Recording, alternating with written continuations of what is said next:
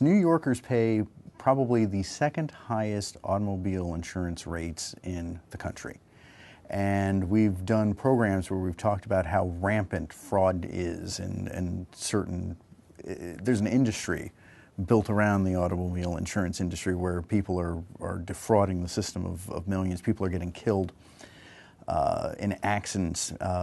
Senator Golden, can you tell us a little bit of what the state Senate is doing to combat this industry problem and to help hopefully lower rates for New Yorkers? We put 3 bills forward this past week, and we want to make sure that the Assembly votes these bills out and the governor signs them into law so that we can reduce the cost of insurance here in the state of New York, but also reduce the loss of life and injury to its pedestrian and its community. Here's a city council did a public hearing, and in that public hearing, the district attorney Jeff Ferguson said 36% of insurance claims are either fraudulent or inflated, and added that some 22% of the claims were entirely bogus, and that 14% included inflated injuries on unnecessary treatments to gouge money out of the insurance company and out of no-fault insurance and out of Medicaid, Medicare. The list goes on. We had one of the bills that we just passed is because of Alice Ross, who died. She was 71 years of age. She was a grandmother that was killed in a staged accident. They staged the accidents. Everybody gets out, and no-fault insurance. Everybody in the van gets paid, and they go to certain doctors, and they get certain prescriptions, and they all apply their cases to no-fault insurance, and they all get paid at 6 or 7 or 8 of them. And this goes on routinely. So this one woman was killed by that fraudulent staged accident. And so Jimmy Stewart, my colleague in the Senate, has passed a motor vehicle accident with the intent to commit insurance fraud at a staged motor vehicle accident resulting in serious injury or death of a stage accident, 25 years to life. Stage accidents, high insurance premiums across the board, and they pose serious risk problems and to our women and to our elderly. So it's important that we get these bad guys off the street. Senator Skelos has another one, which is the illegal runner. Now you stage the accident, and you got the runners are out there, and the runners are directing the individuals and what doctors to go to, what pill mills to go to, and these mills, these hospitals or ambulatory care centers are set up with an Article 15 by a doctor that may be retired that lives in Florida that said it's okay to do that. And they go in there and they set up this phony operation. They get paid from the government again. They get the Medicaid, they get the no-fault insurance money, and this just continues to go on. We're not talking about a few dollars here. We're talking, the first segment was about cigarettes. Cigarette losses on taxes in the state of New York are close to $1 billion a year. Now you take the no-fault insurance, all right, is well over $300 million in the city alone. So think about the cost of the money that we could take and use to bring down taxes, bring down regulations, increase our police forces, increase our education system, and make it better in our transportation system with using this money.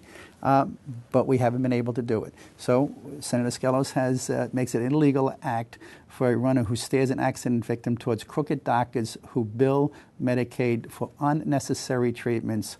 And the runners are key members of these auto fraud rings. And if you put their name in an overlay and you watch them and you follow them, these are the same bad guys that are involved. Medicaid scam, Medicare scam, the auto accident fraud, you name it, they're involved. Same names, same people. And so that's 2 good bills. And by getting these bad guys off the street, it helps us to bring those penalties, increase those penalties and bring those crimes down. The other bill that I got is a similar bill, but you know what they do? They actually take a check, a bogus check. They write the check, they send the check to the insurance company, or they pay it on a credit card. The credit card could be stolen, or the check could be stolen, or the check could be a fraud. Insurance companies are still obligated by the state of New York to pay on an insurance fraud. So not only are we insulting our intelligence here, they are actually doing it with fraudulent checks, fraudulent credit cards, causing these accidents, getting paid hundreds of thousands of dollars and millions of dollars at each one of these stage accidents, and it didn't cost them a dime. And it's a regular ring out there that's doing this, and numbers of these rings. And the highest cost is where? In Brooklyn. Brooklyn is the capital of the nation when it comes to Medicaid fraud, insurance fraud for one of the 4 top states when it comes to the highest premium rates for car insurance, and that's because of the insurance fraud that goes on. So we have to be able to stop that and to bring those costs down on the honest consumer. The honest consumer is the one that's paying for everything, and it's just plain wrong. So I could go on, but if we don't start to deal with these issues and start to correct the imbalance here, we are just going to continue to spend, and it's getting out of control. And we got to stop it. And people are getting hurt because of it. Senator Golden, in Albany, in the Capitol, the government is set up so that it takes 3 to tango. The Senate can pass these bills. The Assembly has to pass the bills, and the governor has to sign them into law in order for it to really affect people. Do you think that any of these pieces of legislation, how do you think they're going to fare in the Assembly? I believe that the, no-fault insurance, you know what that's like? It's like going to the ATM machine. It's $50,000 for each claim.